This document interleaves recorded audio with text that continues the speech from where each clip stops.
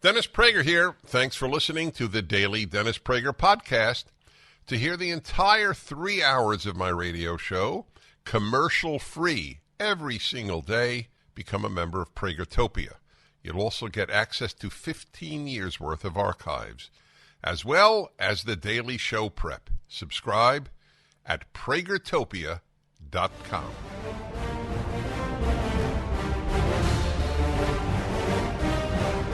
Hi, everybody. I'm Dennis Prager. Want to hear good news?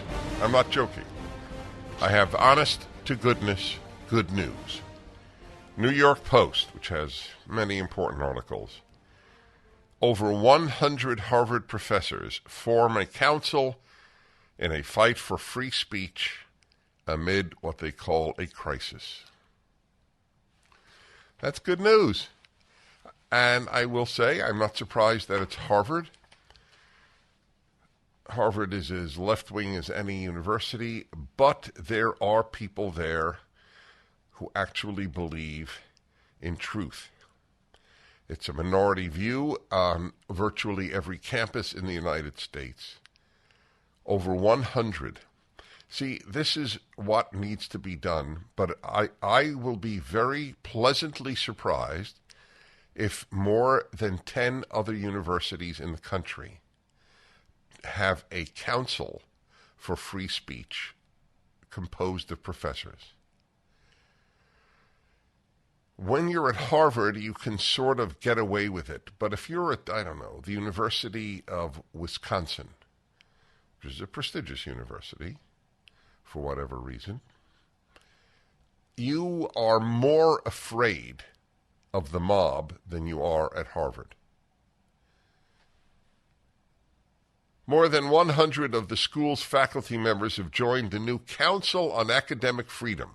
Well, you can't get more direct than that, banding together to protect free speech at Harvard. We are in a crisis time right now. Janet Halley, a Harvard Law School professor and feminist legal theory scholar, told the Post. That she spoke to the New York Post. That in itself is good. Many, many people are being threatened with and actually put through a disciplinary process for their exercise of free speech and academic freedom. The initiative was announced earlier this month with a Boston Globe op-ed penned by the council's co-founder, psychology professor Steven Pinker. I've had Steven Pinker on my show a number of times. He's an atheist psychologist who believes in liberty. Now, I'm going to have him on again if he comes on. I think he would. And I'll tell you one of the things that I will ask him. He wrote a book about how the arc of goodness, if you will, or morality, I don't remember his term, is bending toward the good.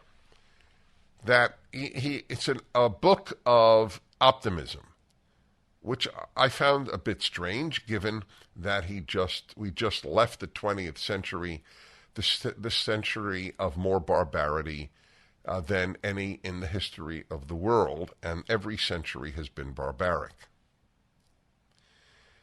So now I'm going to ask him, so Professor Pinker, with all of your optimism, how do you explain the utter corruption of academia? Shouldn't that have been part of the arc, the moral arc that you have described and predicted? I have no idea what he'll answer. Most fun in my interviews, and I love doing interviews, the most fun I have is asking questions, the answers to which I don't know what the interviewee will give. Very often, of course, I have a hunch that I know what answer they'll give, what I'm interested in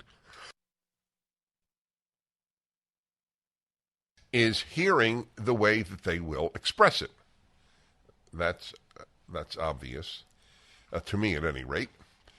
But that question, I have no idea what he'll answer. So with all your optimism, how do you explain The fact that the Oregon Education Department and the Ontario, Canada Education Department have declared that the idea that there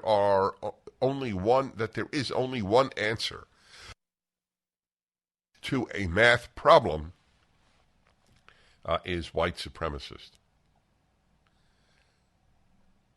How do you explain that there are people who believe that fewer police means less crime, precisely as crime rises?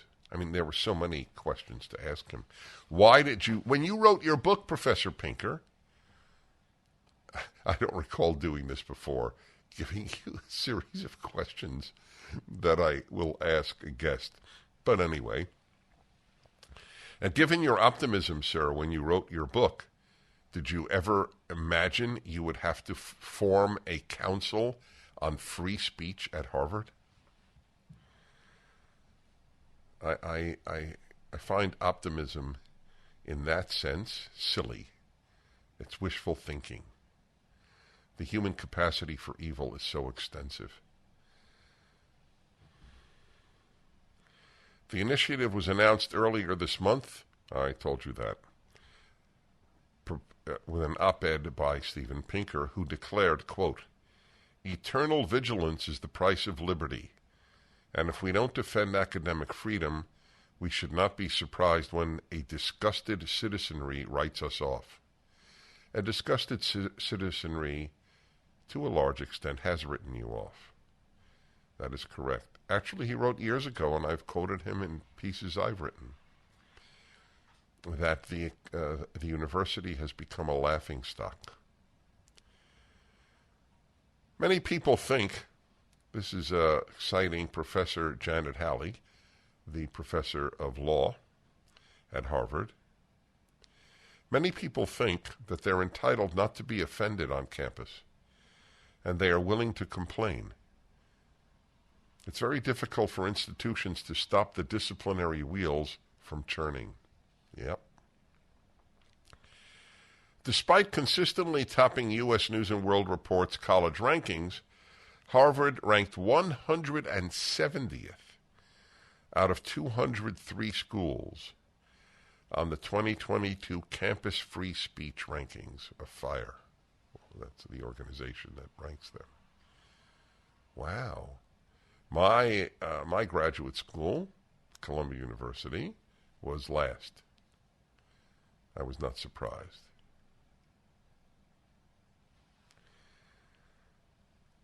A 2023 survey conducted in collaboration with College Pulse found that only 27% of Harvard students thought shouting down a speaker on campus was never acceptable. So 3/4 of Harvard students say that shouting down a speaker is sometimes acceptable. And of course, they determine when the acceptable is. 3/4 of Harvard students. If I know you went to Harvard, I know that you have a certain level of brain intelligence. That's all I know. I assume that you're as big a dummy as a kid who went to some state college elsewhere. I wonder if people recognize that the cachet. I mean, I know you went to Yale, then they're in. Okay, I think my contempt for Yale is profound. The president of that university has truly ruined it.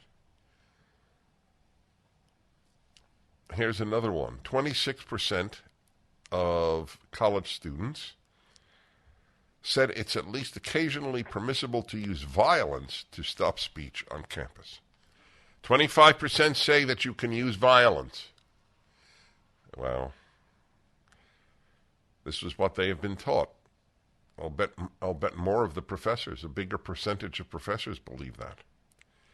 Medical school professor Jeffrey Flyer said, during the great part of my career, I never really thought that of there being a problem with free speech or academic freedom at Harvard.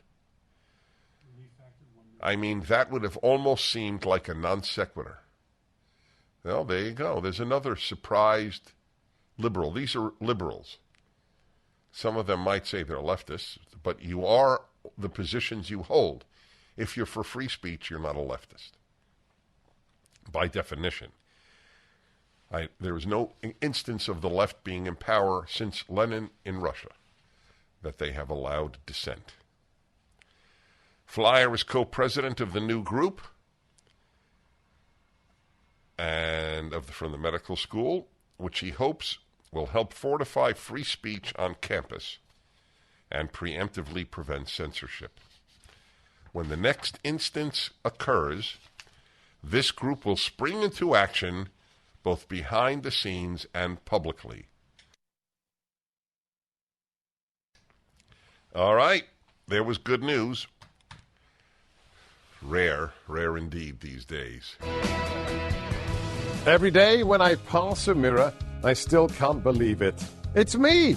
I'm looking back at myself. I never thought I'd be this fit again, but 42 pounds ago, I decided to take control of my health. And with the help of my PhD weight loss and nutrition, I'm so glad I did. The program is simple. Dr. Ashley Lucas and her amazing team customize a plan for your body to make it simple. They even provide 80% of your food at no additional cost. They treat your entire person as one. Dr. Ashley believes that all change starts with the mind. She'll help you to change your behavior when it comes to food and think differently about food so you'll never gain the weight back. Give them a call right now at 864-644-1900 and they can answer all your questions. If I can do it, you can do it. The good news that I've reported to you, over 100 Harvard professors have started a group to protect free speech.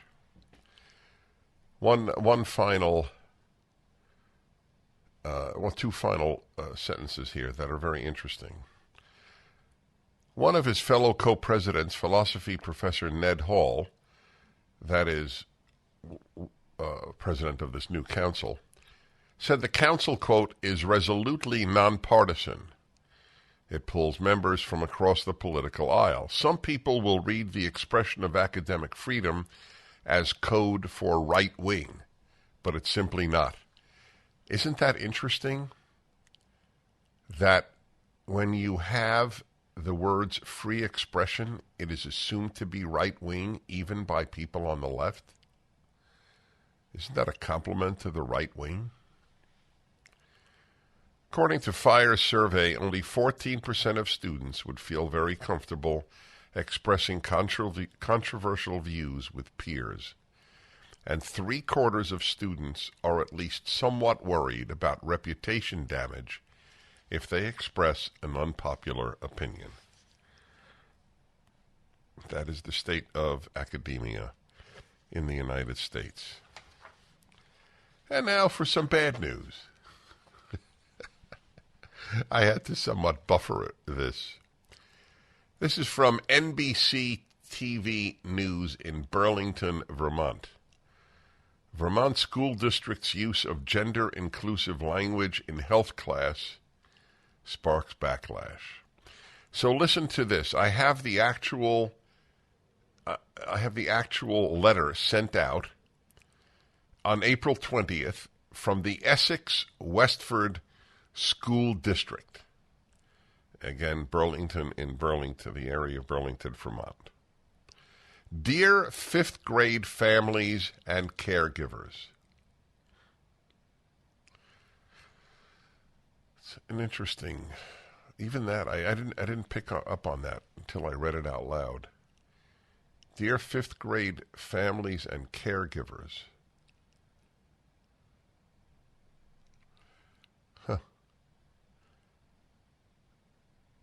I wonder why that was added. I mean, this is just a curiosity question. Families and caregivers. So we want to include in the address those who take care of 5th graders but are not family? Who might that be? I'm not at all being sarcastic. Who would that be? You are being taken care of in 5th grade by non-family.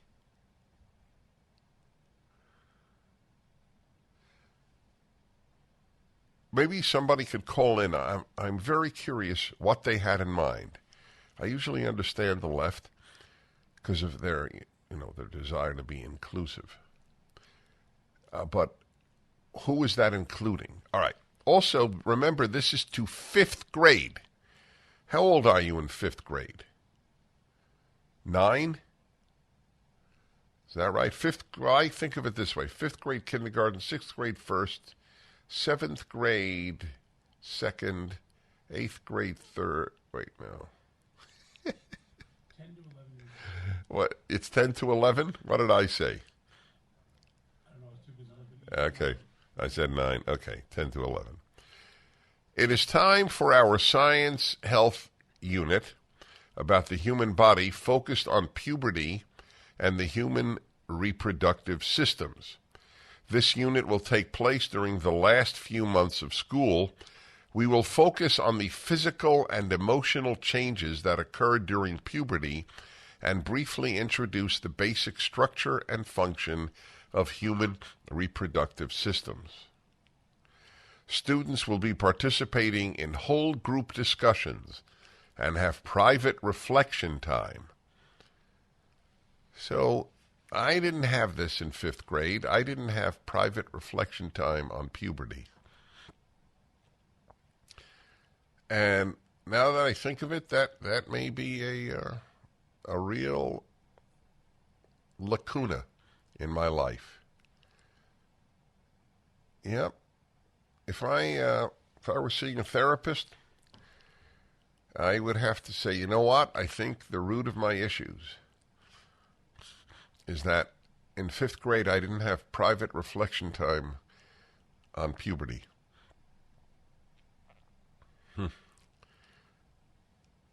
I was against sex education from the outset. Why do schools do this? They claimed because the pregnancy rates were high.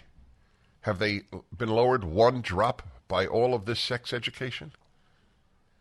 It was just a way to prematurely sexualize children and take away parental authority. That is all it was about. And now you have this. Let's by the way, you know what's going to happen in those classes. So, are you feeling that you're really a girl or really a boy, or maybe you're not sure? During private reflection time, I want you to think about that. Maybe you're not the sex assigned at birth. Back in a moment.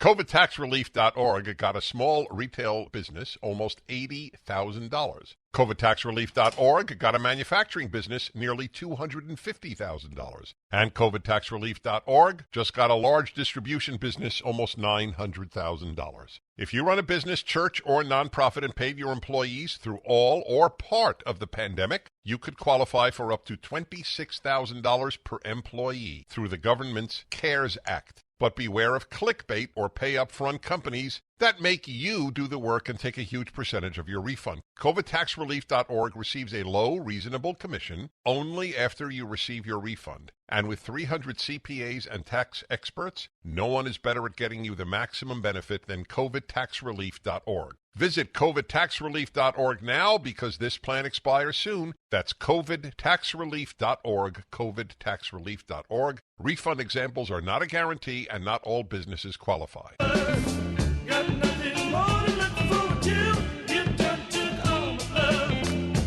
Yep, I'm reading to you a letter from a school district in Vermont, Essex Westford School District, to parents, to families and caregivers. By the way, some of you are answering my question, which I love. When it says here, dear 5th grade families and caregivers, who are caregivers that are not family? And Kathy has an answer in Huntington Beach, California. Hi, Kathy. Hi, Dennis. Hi. Yes, caregivers are just, like I am, foster parents. That's what they call us. And so there's a lot of them in the school systems. There are a lot? You'd be surprised how many foster parents there are. You're right. I would. I'm learning, which I love doing. I wonder, though, isn't the fact that they're called parents, they're not foster caregivers, so... Yeah, but the system calls us caregivers. That's what our title is. You're a foster parent? Yes, I am. How old is the child you're parenting? I have two brothers, a 13-year-old and a 15-year-old. And why were they given to you? I can't. I'm forbidden from saying that to public. Even though no one knows who you are or who they are? Well, I'll say this. Most of the foster children in the system are because parents have problems with drugs. How long have you had these? Are they siblings? Yes, they are. How long have you had them? Almost like 9 months now, I believe. 10 months? 10 months. How is it going? It's going okay. They have issues. It's difficult, but it's going okay. Have they bonded to you or you to them? I think the bonding is limited. Is that intentional? I have bonded.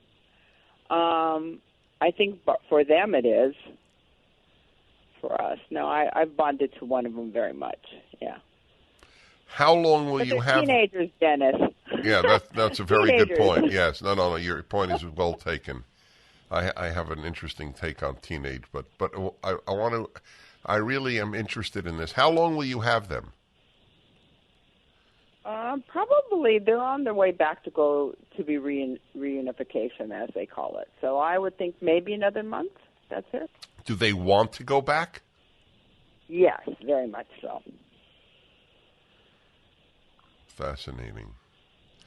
So the letter sent out is, you think it is appropriate to say dear families and caregivers as opposed to dear families alone? I do, because I guess, well, I don't really care. It doesn't bother me. I wouldn't feel offended if I wasn't in the letter, but I see what they're trying to be inclusive, as they always are, for the caregivers. There's a lot of people who aren't family taking care of children, so. But while they are with you, isn't there some sense of family, or it's not an appropriate term? No, I believe there is some sense of family, very much so. So then it's not inclusive, it's actually excluding. We don't want you who have caregivers to think of it as a family. That's what it's saying. Maybe. That's a good point. Maybe. Thank you. Yeah. So in an attempt to be inclusive, they're actually excluding. Because they're saying that the people who are taking care of kids are not families. Tell me if my logic is wrong. Fascinating.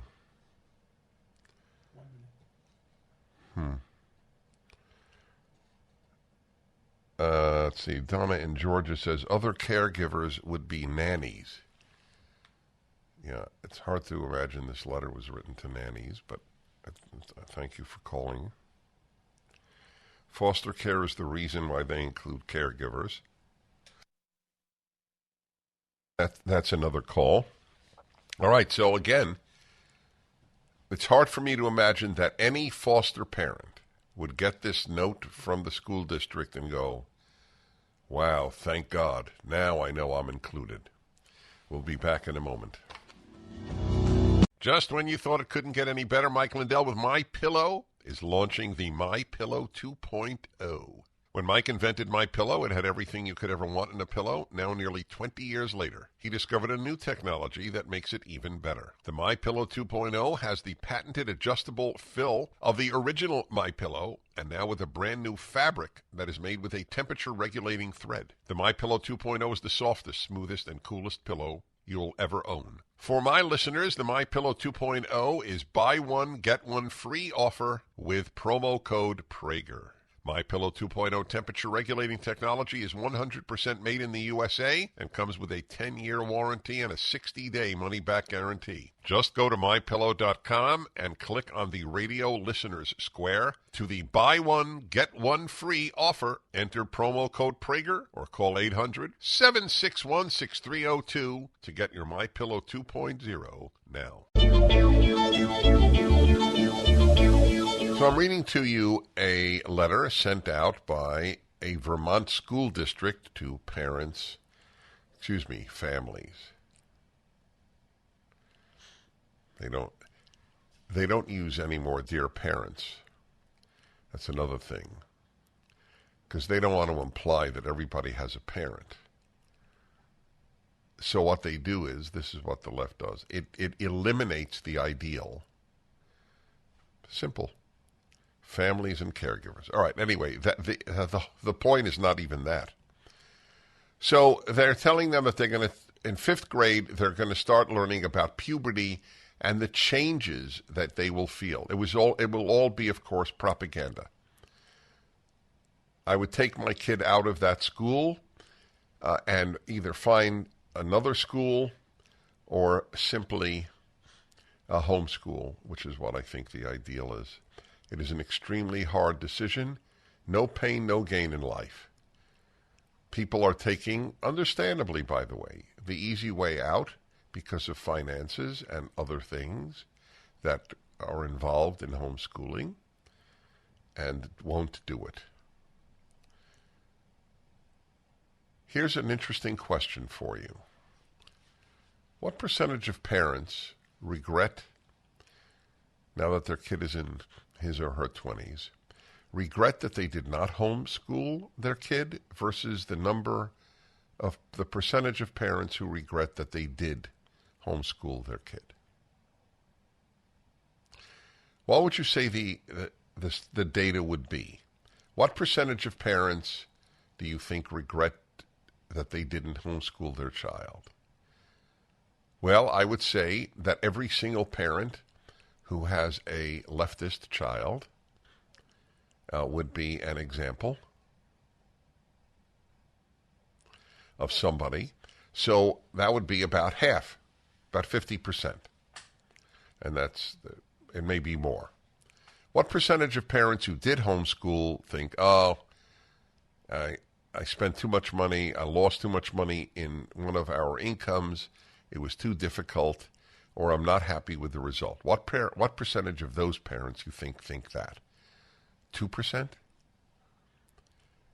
There's a great Hebrew saying from the Talmud, the second holiest work of Judaism, and nearly always I only tell you in English, but I'm in the mood to tell it to you in Hebrew. Ezehu hechacham haro'eh et hanolad. Who is the wise person? He who sees what will be born. Who sees what will be born? Does it mean only prophets are wise people?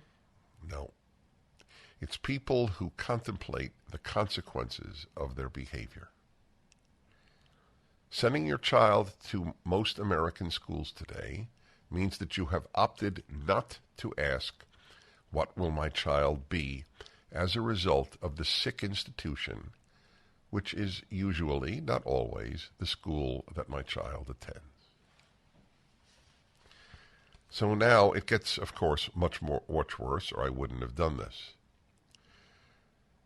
Okay, let's see what else here. So we will focus on the physical and emotional changes that occur during puberty, just what a 5th grader needs, and briefly introduce the basic structures and function of human reproductive systems. Students will be participating in whole group discussions, So I assume it's boys and girls. Yeah. Why is this important even if it's all boys or all girls? Why is it the damn business of a teacher to get involved in puberty discussions with fifth graders? This is here now. Here we go. Students will be participating in whole group discussions and have private reflection time. There will also be 3 interview opportunities coming home throughout the unit. What does that mean? 3 interview opportunities coming home? I'd like to know what that means. Now, this is the punchline. In an effort to align our curriculum with our equity policy, teachers will be using gender-inclusive language throughout this unit.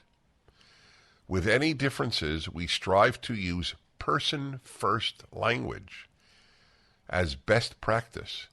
You will see examples of this below. We will be using the following language with students. Person who produces sperm in place of boy, male, and assigned male at birth. Person who produces eggs in place of girl, female, and assigned female at birth. You hear that? And parents are okay with this? There are no more boys. There are sperm producers. No more girls. Egg producers. These people are sick and disgusting. And parents will continue to send their kid there. Why are parents not as responsible for the wreckage as the schools are? 1-8-PRAGER-776. Curious how you would take that.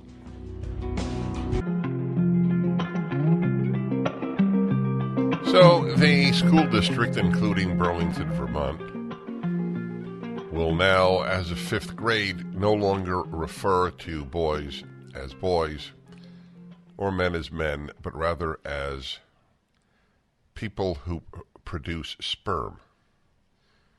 And girls will be persons who produce eggs. And parents will continue to send their kids there. Shockingly, it was signed by the principal, and it is a woman. Stunning. That was sarcastic. Wow.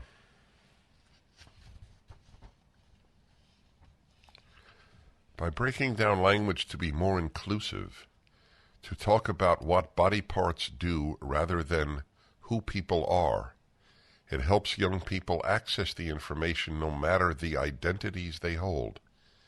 Amanda Rodenberg, Associate Director of Outright Vermont, said.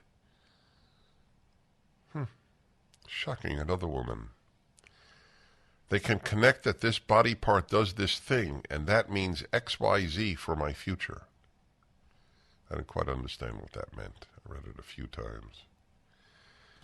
Rodenberg added that LGBTQ plus youth make up a large number of unwanted pregnancies each year. Her hope is that a more inclusive health and sex education curriculum can help lower those statistics. God, the lies. But this is interesting. LGBTQ plus make up a large number of unwanted pregnancies. Why is that? I mean it. I'm very curious. Well, I don't understand why the L do. I don't understand why the G do. How do lesbians get pregnant, generally speaking, or gay men? So I don't understand L and G. Why would bi? Why would trans? I don't understand. They make up a large number of unwanted pregnancies, but heterosexuals are not on this list. Well, trans could be heterosexual. And parents will still do it. Yes, indeed. Kyle is right. We are becoming a country of cowards. That's true. That is true. We return. You're listening to The Dennis Prager Show.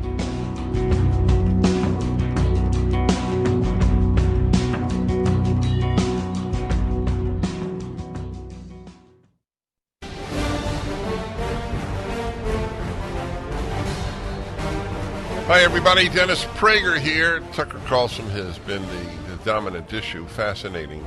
I think he had, 30 million views in first 5 hours? That's sort of unprecedented, I think, for one individual. Fox News has done him a big favor. I don't know what the future of Fox News is. I don't know what animated it. I don't know. People have speculated on so many things. I tend not to speculate. If I know, I know. Sometimes, if something is clear to me, but not been verified, then I'll say, yes, this is what I think. But I have no idea here. There may be a whole host of issues. What it has done is... I was on Newsmax last night, and I will be again on Friday. What is that, tomorrow? Yes. And they're increasing their views.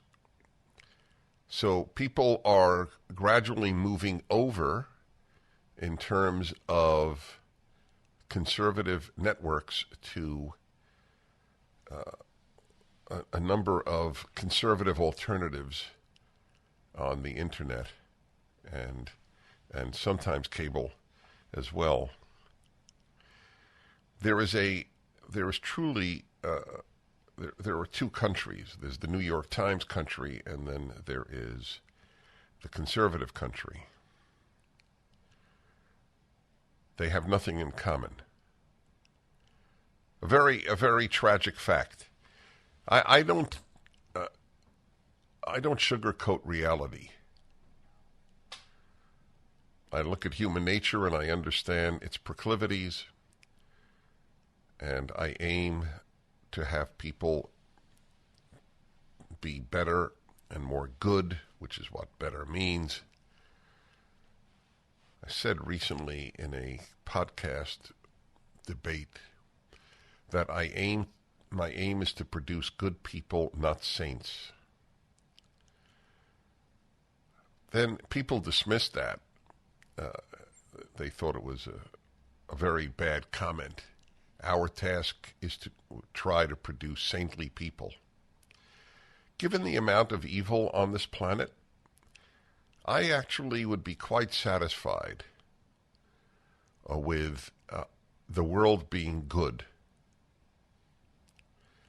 So would you, most of you.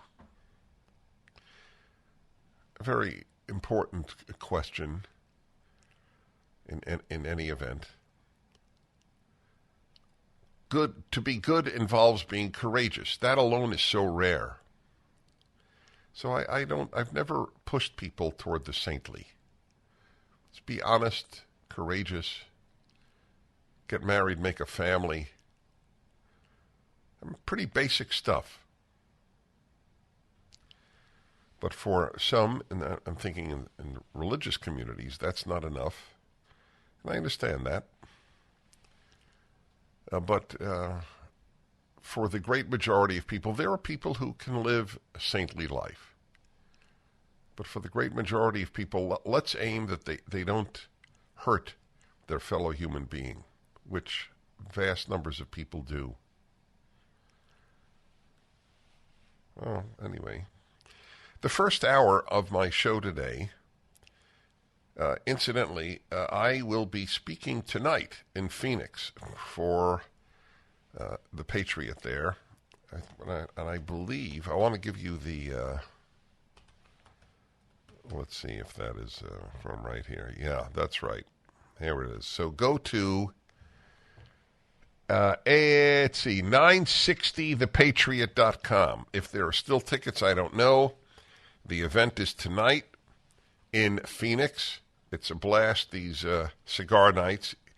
Half the people there don't smoke cigars, but it's very informal. And we really have a chance to have dialogues. So again, tonight in Phoenix. And go to 960thepatriot.com. It's a wonderful station. Good people. Jim Ryan is a wonderful man, and I appreciate him. I've met a lot of really good people through Salem. Been with this company since 1999. It's 24 years. It's hard to believe. Yep. It's hard to believe when any of these times go fast. Anyway, the first hour, I talked to you about a school district in Vermont that sent out a notice that from now on, in 5th grade, they will refer to boys as sperm producers and girls as persons who produce eggs. Yeah, I have the letter. I have the letter sent out by the Essex Westford School District. And parents will still send their kids there. Are you a boy? Well, I produce sperm. You understand how sick the left is? Do you understand that? Sick. Not just bad. Sick. This is psychological. This is psychopathological. Psychopaths are teaching your kids in some cases. Yeah. If psychopath means a psychologically pathologic person, tell me if you think it is normal, psychologically normal, forget morally normal, to have kids referred to as sperm producers or egg producers rather than as boys or girls. Tell me that there is something normal about that. I have another report from another school district. This one is in Washington State. A Washington school district is planning to cut music classes. This is from the New York Post. It believes promotes white supremacy culture and significant institutional violence.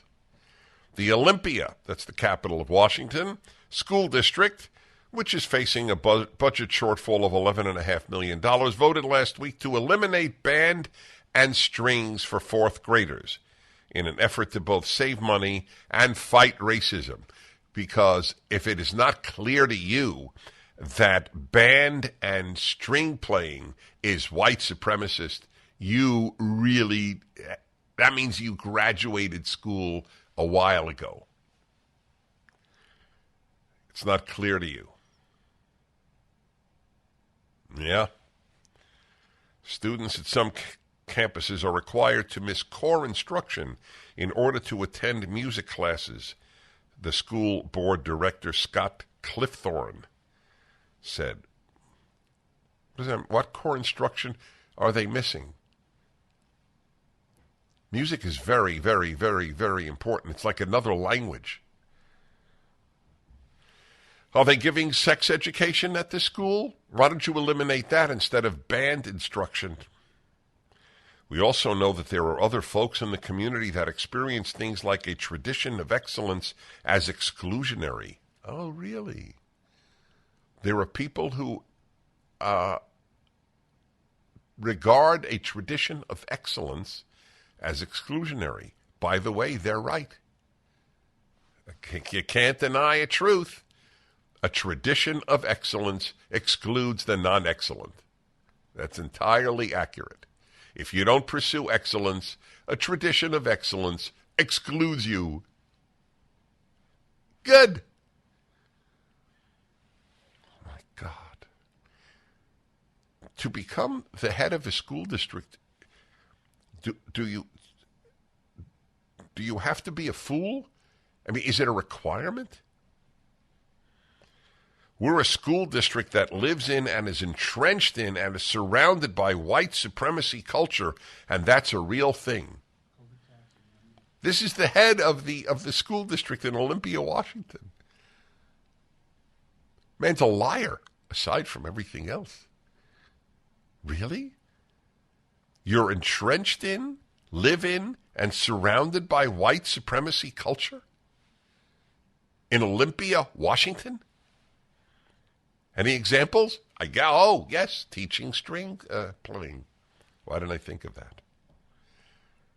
You know how the only racist thing is thinking that teaching string playing and teaching excellence is racist, because it means that non-whites don't care about excellence. That's what he's saying. That is exactly what he is saying.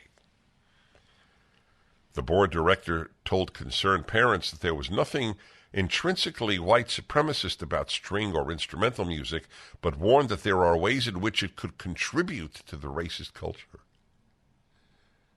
Really? String playing contributes to a racist culture. Wow.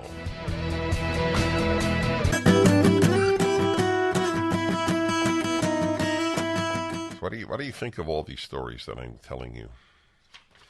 By the way, Sean McConnell, who occasionally works on the show, made an interesting point about the point that I made about the Vermont school district, that they will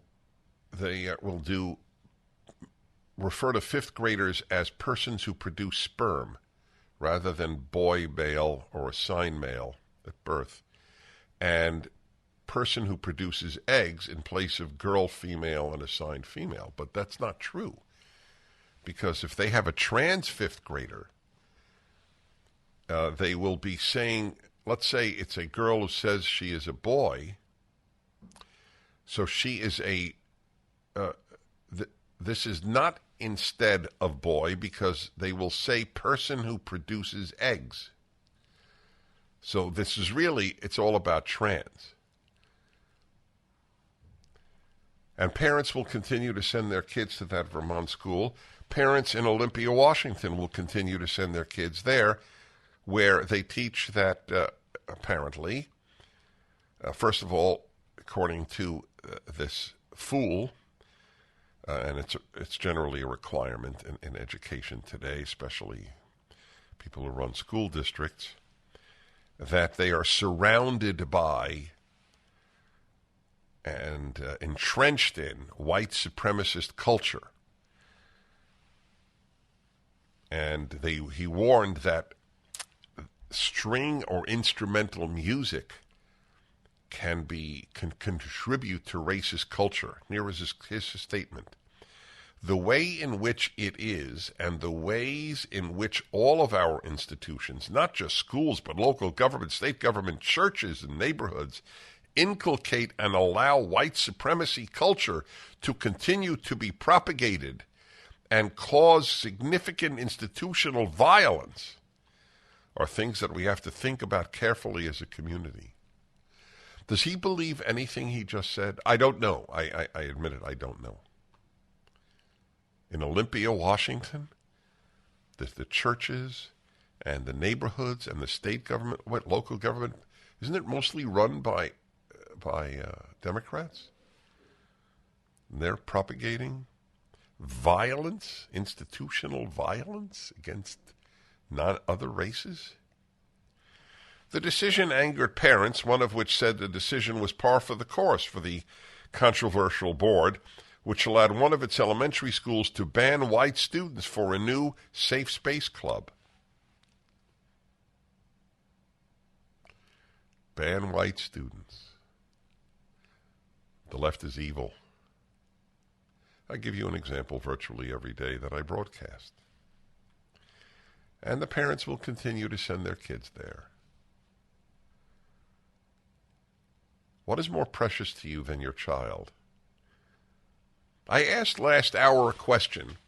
What percentage of people regret that they didn't homeschool their children now that they see what an a-hole their child has become as a result of left-wing propaganda? Not everybody has an a-hole for a child, but if your child has become a leftist it is very unlikely that your child is a kinder, finer, wiser human being. Very unlikely. And they look at their child who has contempt for them, having been warped by leftism. Do they regret that they didn't homeschool that child? Yes, they do. So what percentage of people have a child like this? About 50%. I'm talking a child in late teens, 20s. And what percentage of people who homeschooled their child regret that they homeschooled their child? Okay. Mountain Home, Arkansas. Justin, hello. Okay. Hello, Justin. Yes, sir. I'm here. Yeah, okay. I'm here. All right, take it away. Well, I have 4 children, and I moved from Phoenix, Arizona, to get out of the now swamp, whatever, about 10 years ago. And I always wanted to homeschool my kids, but I couldn't because the price of it, you know. And then now I can, and my 15-and-a-half-year-old doesn't want to because, I mean, like the whole COVID deal, she wants to be around her friends, which I understand. But, I mean, they have nose rings and piercings in different places and stuff at 15, 16 years old, and I don't know what to do with that. At what age did you want to homeschool that child? By the way, why didn't you want to homeschool all 4? Why did you pick on this one? They're grown up now. My 18-year-old is graduating high school this year, and she's working full-time at a nursing home. And but the other 2, they're my stepchildren, or all 3 are. I have one that's my own. And but now, just, I mean, because our whole so-called president. All right. Anyway, the one that you wanted to homeschool, how old was she when you wanted to homeschool but couldn't afford it? 14. So that was just 1 year ago.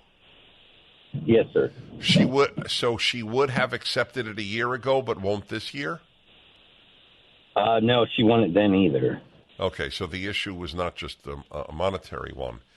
Yes. Listen, well... And I don't know how my wife... Look, I don't have a magic solution. I would bribe her, and also she could see her friends outside of school. I mean, that would be allowable. She will have friends in the homeschooling community. Every homeschool kid has a community. I don't know, every. There's no such thing as every. Virtually every. And I would bribe her.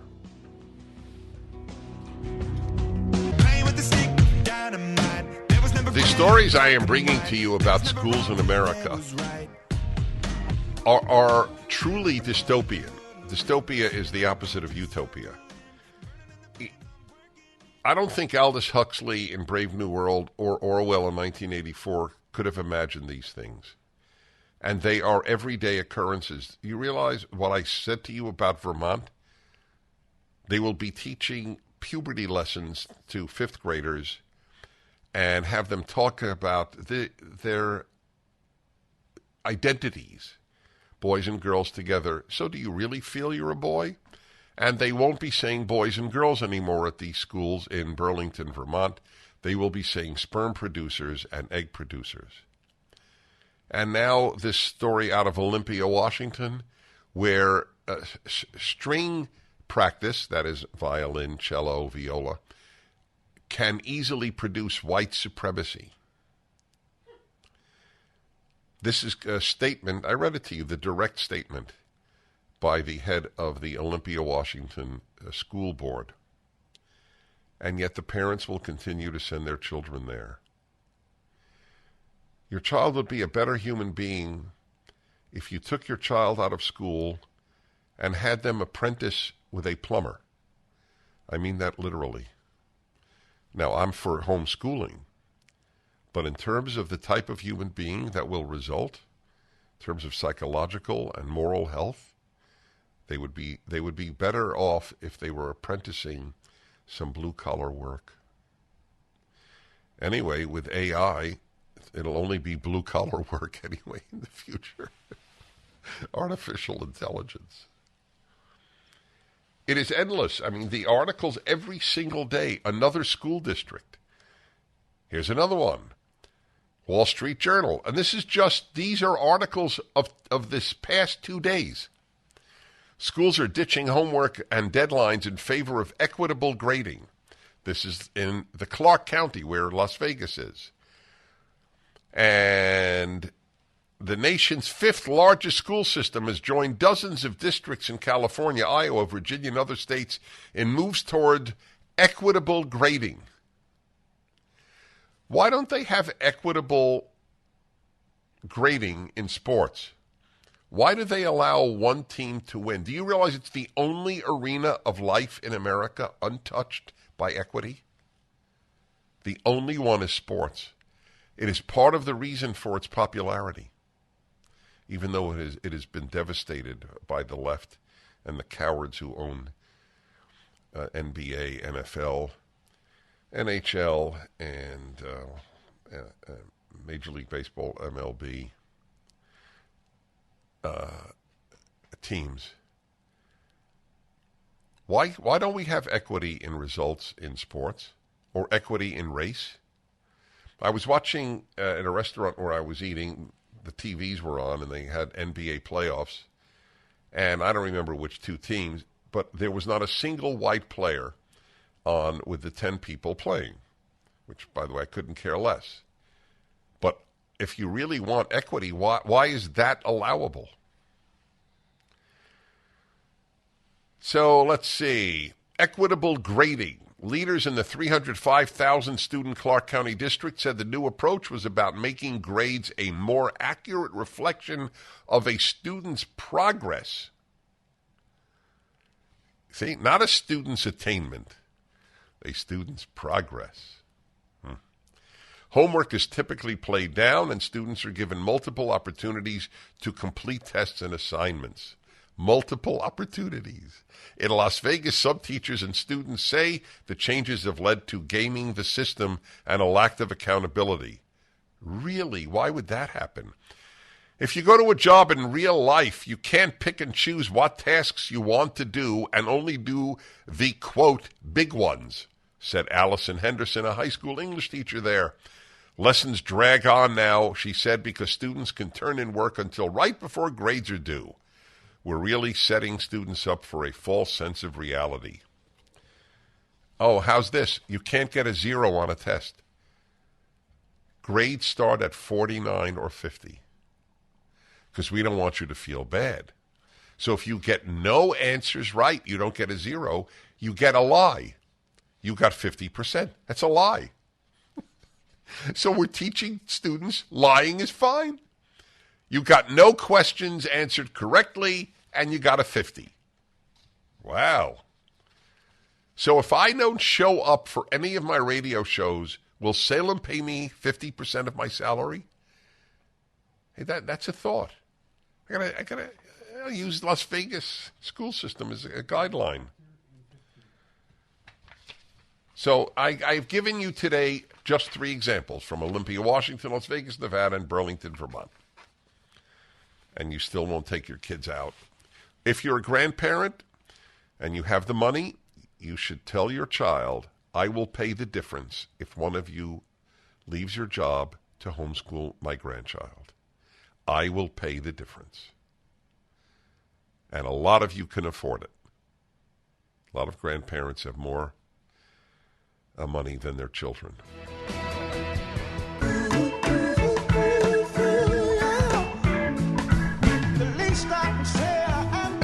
Wow. That suggestion that I made at the end of the last segment is something you should really consider. Many of you are grandparents. Many of you have more money than your children, or at least certainly not the same overhead. You want to save your grandchild's life and values, and what is a life with the wrong values? It's awful. Offer to pay your child a certain amount of money to homeschool the child if their reluctance is financial. I don't know any other reluctance that makes any sense to me. 3 different school districts are ruining the children. And these are just the 3 of the news of this week. You would send your child to a school that doesn't say boys or girls, but says sperm producers and egg producers? You would keep your child in such a sick, toxic environment? Wow. It's really something. Really something. Okay, let's see here. Dean in New Jersey, I've taken you a lot. You're a great caller, but I have to give other people a chance, my friend. Thank you. So I'm letting him go. Okay, Ray in Livermore is another veteran. I got to try to give other folks a chance. Thank you, Ray. I know you always have good calls, too. Los Angeles and Eric, hello. Hello. During the Cultural Revolution, Mao set his Red Guard out to smash all 500 grand pianos that existed in China at the time in order to rid China of Western cultural influences and colonialism. That's right. That's what these are communists. They don't call themselves communists, but they are Marxists, if you will. That there is no difference between the American left and the communist parties of these countries. There is no difference. I'm not talking about liberals for the probably 10,000th time. Liberals vote for the Marxists, but they don't hold their values. By the way, the greater shame is on liberals rather than leftists. Leftists believe in the vile ideas that they preach. Liberals don't believe in the vile ideas they vote for. That's the thing. Never Trumpers who voted for Biden, they somehow live with themselves. I don't know how. I really don't. I don't know what acrobatics of conscience and reason they use. I so hate Trump that I voted for Biden. You voted for all of this. The number of people governed by reason is very, very small. It includes people in both arenas.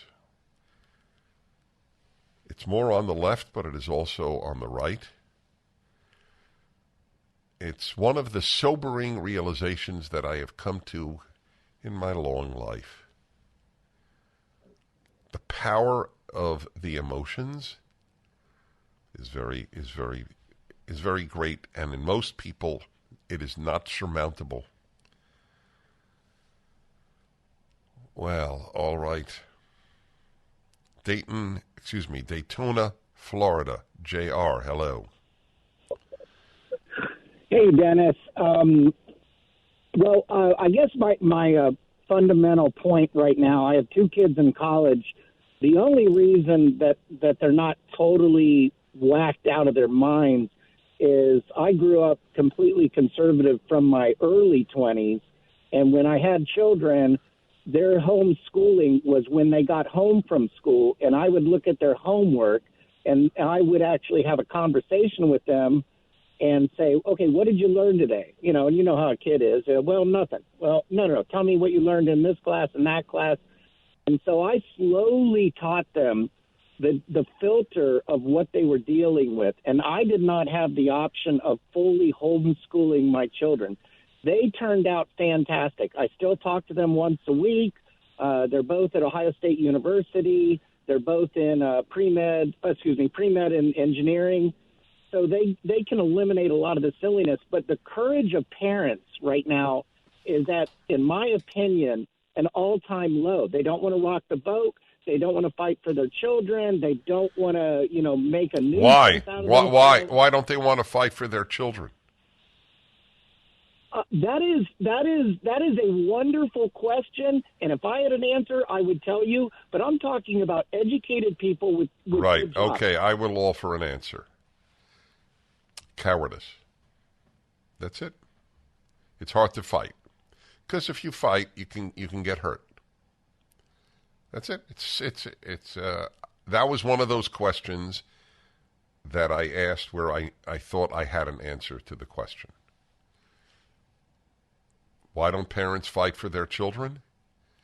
Because it's tough to fight. People take the easy way out. That's it. And then one day, you will look at your child and you won't like your child. You will always love your child, but you won't like your child.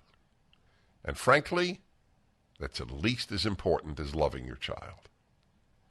In fact, if you had to actually choose between the two, better to like your child than to love your child. It's best to do both, of course. Everybody loves their child. A lot of people don't like them. You didn't fight. It's tough to fight. That's why it's called a fight. I give you these data on what is happening in your kids' high schools and our elementary schools almost every day. And I would love to know how many people's lives I touch. I don't have any possible way of knowing. We continue. Hi, everybody. Dennis Prager here. And my third hour will be taken over by Julie Hartman. And the reason is I'm going to Phoenix for an event. If you're in the Phoenix area, it's special stuff, these cigar nights, even if you don't smoke cigars. Go to AM 960. That's the website. Oh, no, not AM. 960thepatriot.com. See if there are still tickets for tonight. Julie and I do a podcast every week between an hour and an hour and a half. I have never co-hosted anything in my 40 years of radio, and it gives you an idea of what I think of her. Julie, did you hear? Oh, you did. You heard some of what I reported on these school districts. Mm-hmm. Would you homeschool your kids if you lived in these districts? Oh, absolutely. Honestly, prior to encountering your work, I thought that those who advocated for homeschooling were off the mark because I thought, how's your kid going to be able to socialize? Are they really going to learn as much? If I had a kid right now, no doubt I would homeschool them. Wow. By the way, you were not present when I reported something good about your alma mater. Oh, really? Yes. I'm Do not tell. kidding. Yes. Well, so 100 plus Harvard professors have gotten together for a free speech at Harvard council. Oh, that's wonderful. Over 100 of them. That's wonderful. As much as I did get canceled when I first went on your show, and I did, I lost friends. This audience knows that too. There were a lot of people who supported me. Professors and students included. I have said a lot. Harvard is not the worst. There really is a silent majority. It's just. Oh, really? I'm not sure about that. Well, perhaps not a majority at Harvard, but there's a silent majority in the United States, and there's a silent contingent at Harvard. But the things that I would say to them is, you can't be silent. It will mean so much, given that you're at Harvard, if you just stand up. Harvard was the first college in the country to close down. I thought it was Princeton. No, I think it was Harvard. You want to blame Princeton. I remember it being Princeton, but memory obviously is memory tricky. It's tricky, but look, blindly between your memory and mine, I would opt for yours. But I vividly remember that. Anyway, folks, stay tuned for Julie, who is a phenomenon. She just is. And I will see you folks in Phoenix tonight, and I will be back tomorrow. And we continue on the Dennis Prager Show. The Dennis Prager Show, live from the Relief Factor Pain-Free Studio.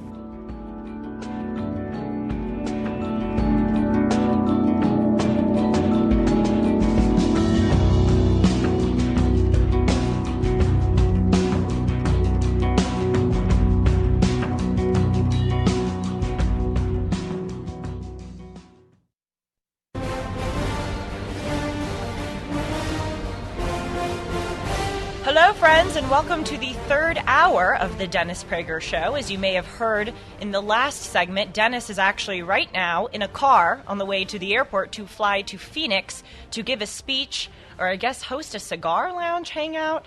Something like that. That guy has more energy, as I always say, than a toddler who drank some Red Bull. I am Julie Hartman. I am the host of Timeless with Julie Hartman. I also host a show with Dennis called Dennis and Julie, which really all of you should check out if you haven't already. It is truly unique. Dennis and Julie premieres every Monday, and Timeless is Tuesdays, Wednesdays, and Thursdays. To start off this hour, I want to talk about this story. The Department of Justice is suing the state of Tennessee to reverse a ban on trans treatment for minors. This is a very, very sad day in this country. And whenever I read a story like this, I can't help but think about how astonishing it is that there are many people my age who don't know that this is happening. This is the same thing with the Twitter files, what came out just a few months ago, where Twitter was colluding with the FBI to suppress conservative content. The FBI paid Twitter $3.4 million. We don't really know why they gave that cash over to Twitter, but what we do know is that the former FBI General Counsel James Baker moved over from the FBI to Twitter, and he was the one specifically in charge of squashing the Hunter Biden laptop story. I give that example to say that if you asked the average 23-year-old, and I am 23 years old, if they know about the Twitter files story, I can promise you an overwhelming majority would not know it. And that is the same thing with this story here. They do not know the extent of the moral assault on our country that is undertaken not just by a fringe group on the left, but that has seeped into every institution. Indeed, in this story, our Department of Justice, which really should be more aptly renamed to the Department of Injustice. So the state of Tennessee joined other states like Ohio and Mississippi in passing a law that banned trans treatment for minors, that includes prohibiting transgender hormone treatments and surgeries for those who are under the age of 18. Now, actually, this bill had bipartisan support in the Tennessee state legislature, which is good news, but it is not scheduled to take effect until July 1st of this year.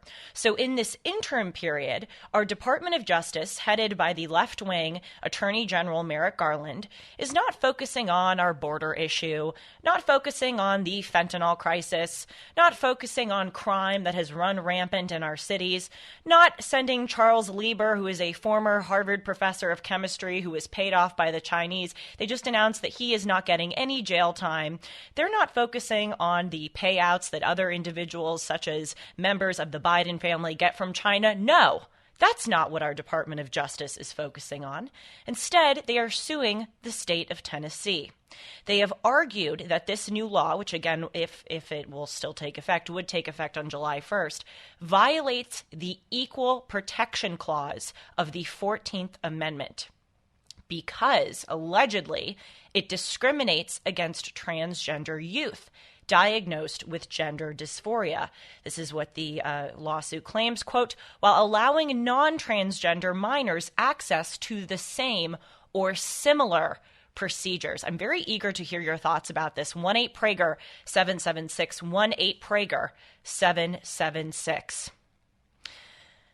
You know, we hear all the time from the left, and I heard this so much in high school and college, about the moral catastrophes that occurred in the United States in our history. People talk a lot about slavery, they talk a lot about Jim Crow, and they talk about how it took so long for people to stand up and rectify those wrongs. We are living in a time of moral outrage. It really, I was actually driving in today thinking about this, and it sort of hit me like a lightning bolt. We are living during a time where there is sexual abuse of children, where there is manipulation of minors. We are living in a time where there is discrimination on the basis of race. We are living in a time where there is segregated dorms and segregated graduations. We are living in a time where there is unequal justice before the law. I was even on my show Timeless talking about how Africa right now, the continent of Africa, is being colonized by both Russian groups and Chinese groups. Many individuals in America talk about the colonization of Africa like it's an element of the past. It is happening now. And women are not being protected. We are living in an age, people talk about the patriarchy of the past. There is no greater patriarchy than men posing as women to steal the trophies and the accolades that would be given to women. We are living in a time of moral catastrophe and outrage. This is not a relic of the past, and it is happening right now. So when we talk about this Department of Justice story, I really, really want to encourage all of you to ask the left-wing relatives or friends in your life, why aren't you standing up to this? You are so confident that in a previous time you would stand up against slavery, or you would stand up against Jim Crow or the patriarchy. We are living in a time that requires us to stand up now. Why are you not doing it? How are you so confident that you would in a different time stand up to the wrongs when right now you will not do the same? And unlike the past, right now in 2023, at this time in American history, it is one of the easiest times, not just in our own country, but in world history, to stand up to evil. In other countries, if you speak out against the government, or if you speak out against something that the government doesn't want you to speak out against, you will be persecuted. And actually, in some cases, you will be put to death. That is not true in the United States. We are lucky enough right now, and unfortunately it's changing a bit, but we are lucky right now to be able to stand up against our government and not have the same consequences and punishments levied on us that they would have been levied at another time or at another place on earth. And yet so many of us remain silent in the face of such grave injustice. This is the state-sponsored mutilation of young children. That is what it is, plain and simple. There's no gray area here. I have not encountered one right-winger who has come out and said that people should not be transgender, period. It is their choice if they want to be transgender. What the right is opposing is forcing this upon young children, upon people who are not yet capable of making life-altering decisions about their body. Once that individual is 18 or 21 or whatever we agree the appropriate age is, then of course they can do what they want, whatever they want with their body. That is up to their discretion. But why is it so hard for members of our government and indeed the Department of Justice to be able to conceptualize that young kids should not be able to make these permanent decisions? I would like to ask the Department of Justice, and seriously, it's sort of amazing that a reporter or a politician hasn't done this already. Are they considering amending the age of driving? We agree that there needs to be a certain age at which people need to grow up to in order to be able to acquire a driver's license. Are they considering amending that? Now, maybe one would argue that getting a driver's license at a young age would harm other people, whereas getting a transgender surgery would only be consequential for that own individual in their body. But what about buying alcohol? We agree in this country that you have to be 21 years of age in order to have a drink. Now, arguably, if you are younger and you are drinking, you could harm other people, but overwhelmingly, drinking alcohol is harming yourself. I'm trying to use the argument here that they would be using that transgender surgeries don't harm other people, and that's why it should be allowed to be done earlier in life. But we're not trying to amend the age at which people drink alcohol. We aren't trying to amend the age at which people smoke cigarettes. In many states, you have to be 18 years old in order to smoke a cigarette. Actually, many states are trying to raise that age to 21. So it shows you the moral perversions and inversions that have plagued this country, where we're trying to raise the age where people can smoke cigarettes, but then lower the age for transgender surgeries. How about the age of sexual consent? Our government has agreed that it needs to be 18. That is, if someone older than 18 has sexual relations with someone under than 18, it is a felony. Are we considering altering the age of consent?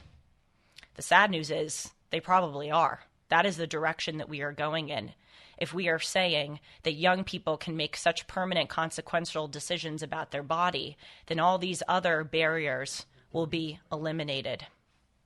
In the next segment, I'm going to talk to you a little bit more about what is behind this agenda. Why is it that so many people, including our Department of Justice, actively want people to get these transgender surgeries? It is a very odd proselytizing agenda. More on this story in the next segment. Please call in 1-8-PRAGER-776. I'm Julie Hartman. This is The Dennis Prager Show. The Dennis Prager Show. Julie Hartman here. It is the third hour of The Dennis Prager Show. Dennis is on his way to Phoenix, Arizona, so I am sitting in for this third hour. It is great to be with you. I'm the host of Timeless with Julie Hartman and Dennis and Julie. You can catch Dennis and Julie on Mondays and Timeless Tuesdays, Wednesdays, and Thursdays. We are discussing this bombshell story, which really should be viewed as a bombshell story, but it is not being treated as such, that the Department of Justice is suing the state of Tennessee over a recent law that it passed banning minors from having transgender surgeries. You know, on my show Timeless, actually just a few days ago, I had a woman named Kara Dansky on my show. She wrote a book called The Abolition of Sex, and she is actually a left-winger. She calls herself a radical feminist, and she is one of the leaders in the crusade against this transgender movement. I really encourage you all to check out that discussion because for most of it, we are disagreeing. For instance, she said that it was sexist for me to argue that women need to control their emotions. So we had a very interesting back and forth on that. But the one thing that we did not disagree on is the fact that minors should not be subject to this transgender proselytizing agenda. It's really amazing to see someone on the left who is coming out against this, and she acknowledges that she has been canceled by people who she once was friends with, but they are coming out against her for being so brave and speaking out against this. I just said the word proselytizing. I want to spend a moment or two highlighting this because, you know, we see these stories all the time. Dennis in the previous hour was talking about what's going on at various schools around the country, the kind of sludge that they are teaching your children. And there really does appear to be an active agenda to make people transgender. Why else would you put a drag queen in front of a 4-year-old? A 4-year-old basically has a blank slate with regard to life. And you are trying to color their canvas. You are trying to color their picture with your own agenda. Why do so many school districts, including the Arizona Department of Education, try to push this on people? You should all go online and read the State Department of Education codes. The Arizona Department of Education has an online chat room which it encourages its students starting at the age of 10 to go on to, where they can talk about sex and gender and non-binaryism and LGBTQIA plus XYZism without their parents knowing. Actually, that chat room that the Arizona Department of Education links on its website has an escape feature so that if your 10-year-old is on the chat room and the parent walks in, that 10-year-old can click the escape feature and immediately log off. That is a proselytizing agenda. That is not trying to, quote, normalize transgenderism, destigmatize transgenderism. That is what so many of these activists claim that they're doing. They say, oh, we just want to make it so that people are tolerant of differences and that we want to normalize this issue. That isn't normalizing. That is trying to seek and recruit converts.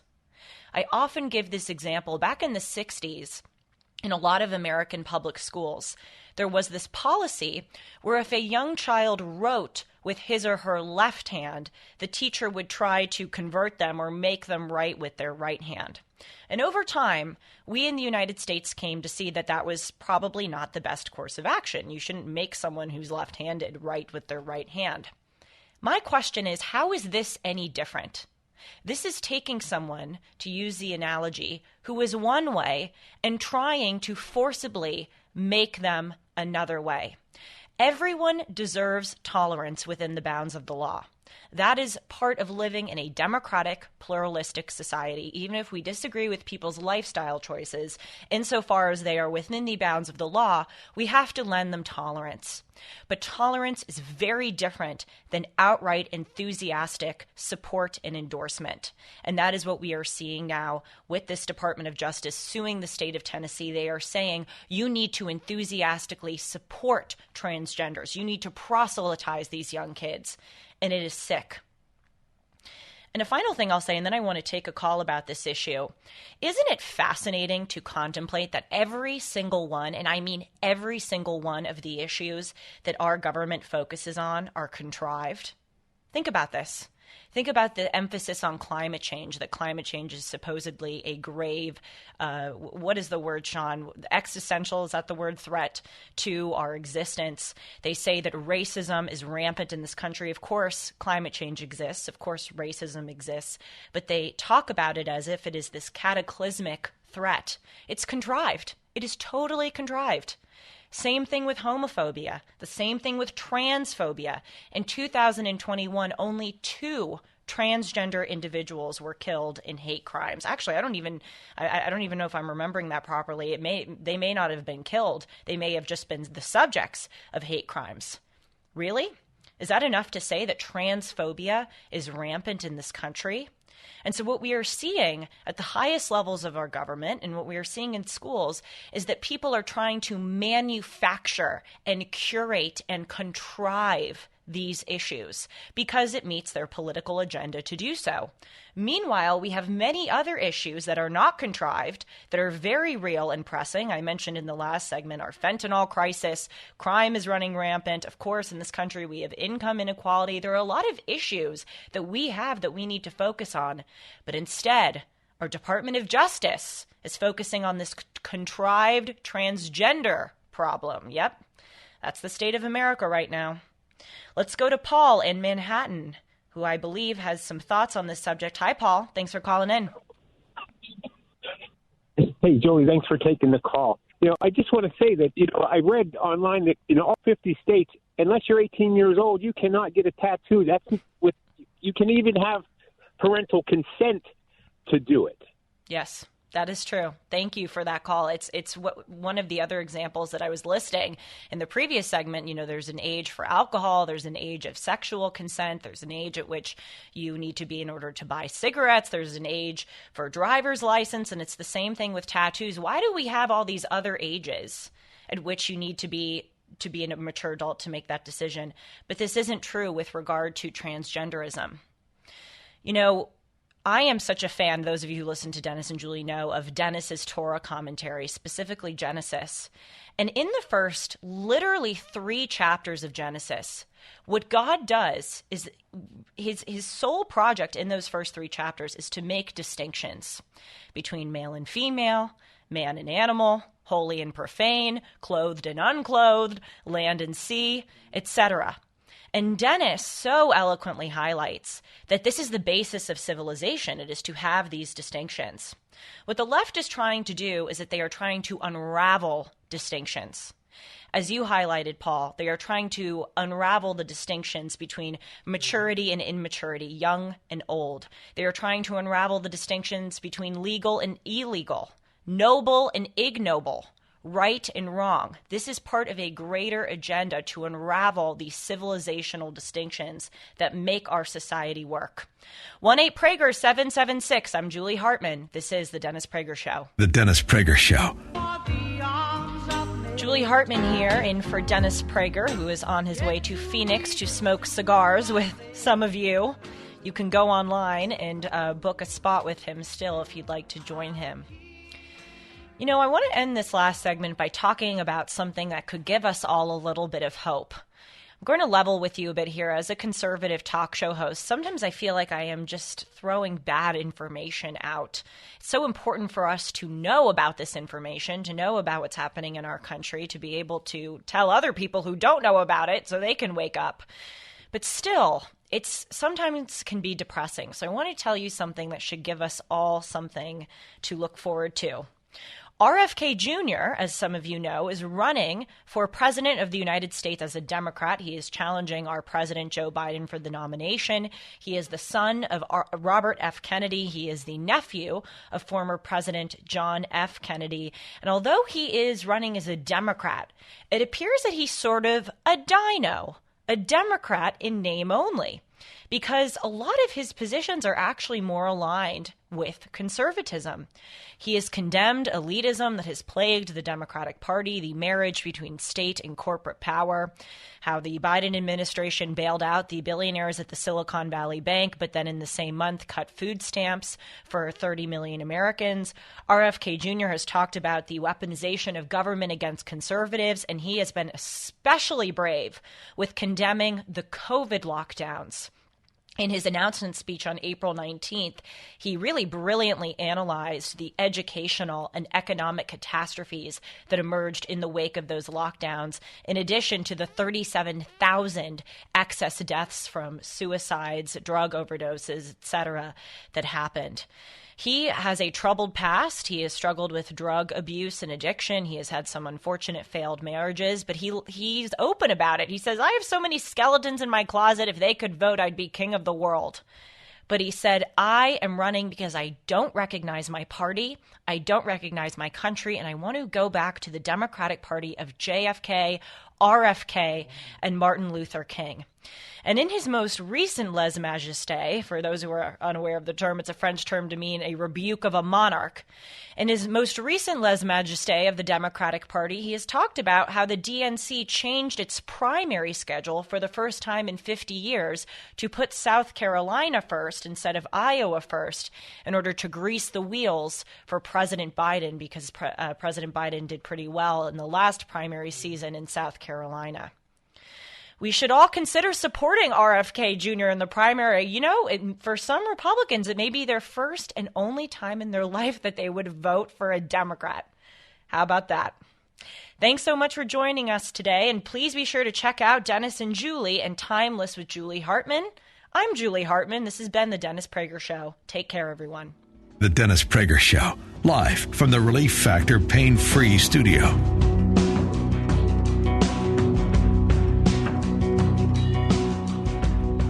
Dennis Prager here. Thanks for listening to the Daily Dennis Prager Podcast. To hear the entire 3 hours of my radio show, commercial-free, every single day, become a member of Pragertopia. You'll also get access to 15 years' worth of archives, as well as the daily show prep. Subscribe at pragertopia.com.